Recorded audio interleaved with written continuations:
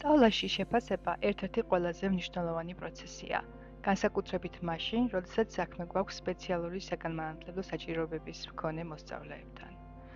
მასწავლებლის როლი ამ შემთხვევაში მხოლოდ ცოდნის გადაცემით არ შემოიფარგლება. ის ხშირად პირველი ადამიანია, ვინც ამჩნევს, რომ მოსწავლეს დამატებითი მხარდაჭერა სჭირდება. სპეციალური საგანმანათლებლო საჭიროებები მრავალფეროვანია და მოიცავს როგორც სწავლის სირთულეებს, ისე განსაკუთრებულად მაღალი უნარების მქონე მოსწავლეებს. სწორედ ამიტომ აუცილებელია თითოეული ბავშვის ინდივიდუალური საჭიროებების გათვალისწინება და შეფასების მეთოდების ადაპტირება.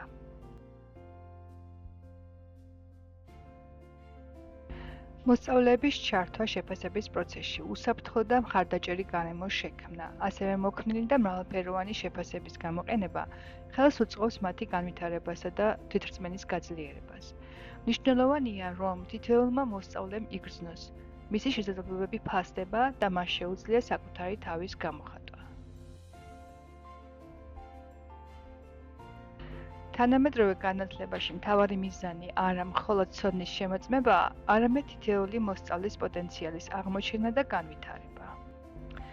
დღეს მინდა ყურადღება გავამახვილოთ იმაზე, თუ რა სირთულეები შეიძლება ჰქონდეთ სპეციალური საგანმანათლებლო საჭიროებების მქონე მოსწავლეებს და როგორ შეიძლება მათი ამოცნობა ყოველდღიურ საგაკვეთილო პროცესში. ერთ-ერთი გავრცელებული მდგომარეობაა აუტისტური სპექტრის აშლილობა. ასეთ მოსწავლეებს ხშირად აქვთ კომუნიკაციის სირთულეები. შეიძლება თავისუფლად საუბრობდნენ, მაგრამ ვერ აღიქვამდნენ სხვების რეაქციებს, ან საუბარს აგრძელებდნენ მაშინაც კი, როცა მსმენელი ინტერესს გარგავს. მათთვის დამახასიათებელია რუტინის სიყვარული და ცვლილებების მიმართ სენსიტიურობა. ასევე შეიძლება ჰქონდეთ სოციალური ნორმების აღქმის სირთულე, მოძრაობის მოუქნელობა და მგრძნობელობა ხმაურისა და სინათლის მიმართ.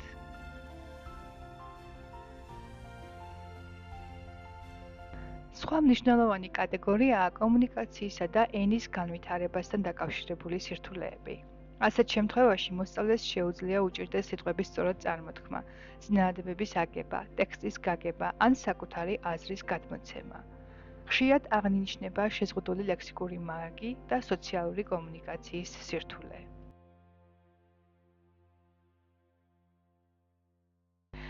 ყურადღების დეფიციტისა და ჰიპერაქტიურობის სინდრომის მქონე მოსწავლეებს ახასიათებთ კონცენტრაციის პრობლემები, დეტალებზე ყურადღების მიქცევის სირთულე, დავალებების ორგანიზების გართულება და იმპულსური ქცევა, მაგალითად პასუხების წამოძახება ან ადგილის დატოვება გაკვეთილის დროს.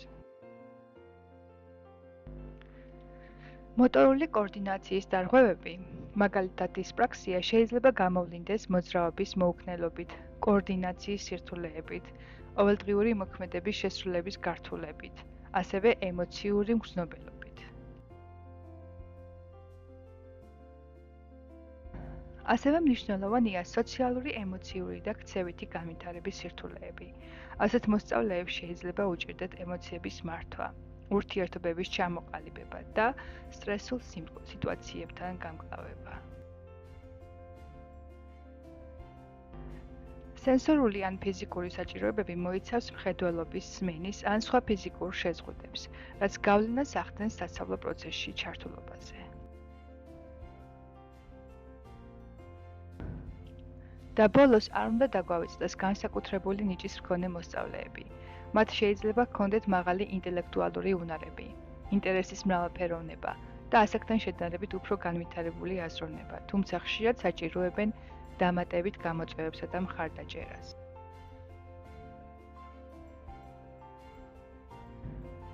მნიშვნელოვანია გვახსოვდეს, რომ ეს ნიშნები მხოლოდ სიგნალია და არა დიაგნოზი. თითოეული მოსწავლე უნიკალურია და ჩვენი მთავარი მიზანია მათი მხარდაჭერა, მათი ძლიერი მხარეების აღმოჩენა და სწავლის პროცესში სრულფასოვანი ჩართულობის უზრუნველყოფა.